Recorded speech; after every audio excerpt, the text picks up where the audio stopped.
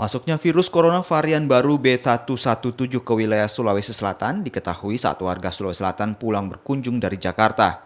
Saat dilakukan swab tes, warga tersebut dinyatakan positif dan memiliki kemiripan dengan COVID varian baru.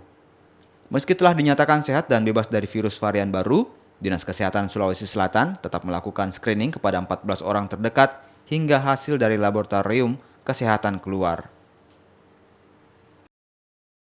Untuk mencegah terjadinya sesuatu yang menjadi masalah baru nantinya, kita tetap lakukan pelacakan, lakukan investigasi dan kemudian kita periksa spesimennya, kita kirim ke Litbangkes untuk memastikan apakah kontak eratnya tidak ada masalah atau tidak ada yang terkait dengan B117. Jadi Sulawesi Selatan saat ini tidak ada kasus baru terkait dengan B117. Kita tunggu saja hasil pemeriksaan swab dari Litbangkes.